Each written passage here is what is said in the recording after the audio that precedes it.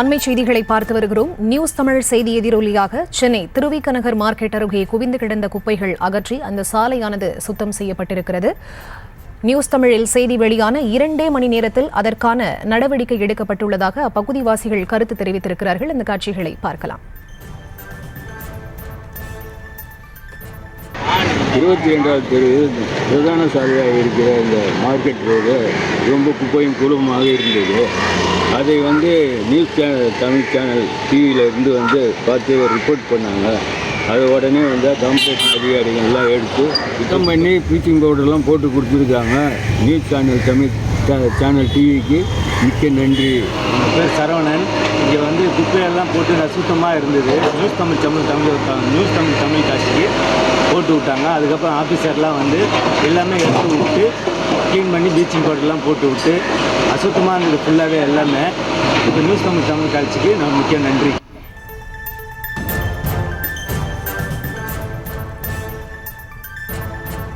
News Tamil செய்தி எதிரொலியாக Chennai Thiruvika Nagar market அருகே குவிந்து கிடந்த குப்பைகள் அகற்றி அந்த சாலையானது சுத்தம் செய்யப்பட்டிருக்கிறது. இது தொடர்பான விவரங்களோடு இணைகிறார் எமது செய்தியாளர் கார்த்திகேயன். அவரிடம் பேசலாம். வணக்கம் கார்த்திகேயன். இது தொடர்பாக அந்த பகுதி மக்கள் என்ன தெரிவித்திருக்கிறார்கள்? காலை வணக்கம் ஃபரிதா. சென்னை திருவிக நகர் மார்க்கெட் அருகே குவிந்து கிடந்த குப்பைகள் அகற்றி தற்போது அந்த சாலையானது சுத்தம் செய்யப்பட்டுள்ளது.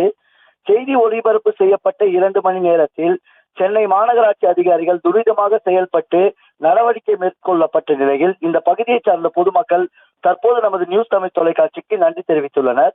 சென்னை கொளத்தூர் தொகுதிக்கு உட்பட்ட திருவிக நகர் மார்க்கெட் அருகே அருட்பெருஞ்சோதி வள்ளலார் அண்ணா ஆலயம் ஒன்று உள்ளது. இந்த அருட்பெருஞ்சோதி வள்ளலார் அண்ணா ஆலயம் பக்கத்தில் அந்த பகுதியை மட்டுமன்றி அது சுற்றுவட்டார பகுதியில் சேமிக்கப்படும் குப்பையானது இங்கே எடுத்து கொட்டப்படுவதாக தெரிய ஒரு குற்றச்சாட்டு ஒன்று கூறப்பட்டது. மேலும் அருகிலேயே திருவிக நகர் மீன் மார்க்கெட் மற்றும் காய்கறி சந்தைகளும் செயல்பட்டு வருகின்றன. அன்றாடம் சுமார் 100க்கும் மேற்பட்ட பொதுமக்கள் இந்த சாலை வழியாக சென்று வந்த வண்ணம் உள்ளனர். அங்கிருந்து சேகரிக்கப்படும் குப்பை கழிவுகள் மற்றும் கட்டிட கழிவுகள் இந்த இடத்தில் தான் கொட்டப்பட்டு வந்ததாக தெரிய வருகிறது. இந்த பகுதியில் நிறைந்த வீடுகள் நிறைந்த பகுதியாக உள்ளது. இந்த பகுதியில் சுமார் 500க்கும் மேற்பட்ட குடும்பத்தினர் வசித்து வருகின்றனர்.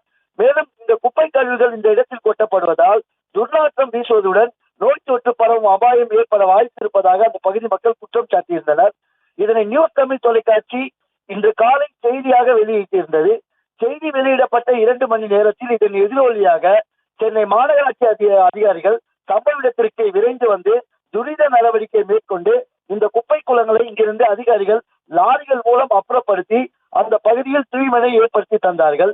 மேலும் தற்போது அங்கு தற்காலிக ஒரு குப்பை தொட்டியானது வைக்கப்பட்டுள்ளது.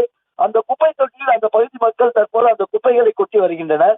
இதனைத் தொடர்ந்து அந்த பகுதியில் இருந்த குப்பைகள் முழுவதுமாக அகற்றப்பட்டு அந்த சாலை முழுவதும் ப்ளீச்சிங் பவுடர் தெளிக்கப்பட்டு தற்போது தூய்மைப்படுத்தும் பணியானது தொடர்ந்து மேற்கொள்ளப்பட்டு சுத்தம் செய்யப்பட்டது. மேலும் இந்த பகுதியில் உள்ள குப்பைகளை அகற்றி இந்த பகுதி மக்களின் வாழ்வாதாரத்தை உறுதிப்படுத்தி தந்த நமது நியூஸ் தமிழ் தொலைக்காட்சிக்கு அந்த பகுதி மக்கள் தற்போது நன்றி தெரிவித்த வண்ணம் உள்ளது ஃபரிதா. மேலும் தொடர்ந்து இதே முறையினை இங்கே கையாள வேண்டும் என்றும் இந்த பகுதியில் குப்பைகளை கொட்டுவதை சென்னை மாநகராட்சி அதிகாரிகள் தொடர்ந்து கண்காணித்து நடவடிக்கை மேற்கொள்ள வேண்டும் எனவும் அந்த பகுதி மக்கள் கோரிக்கை விடுத்துள்ளனர். சுத்தம் செய்து தூய்மையை ஏற்படுத்தி தர உதவிகரமாக இருந்த நமது நியூஸ் தமிழ் தொலைக்காட்சிக்கு அந்த பகுதியை சேர்ந்த பொதுமக்கள் தற்போது நன்றி தெரிவித்துள்ளனர் ஃபரிதா.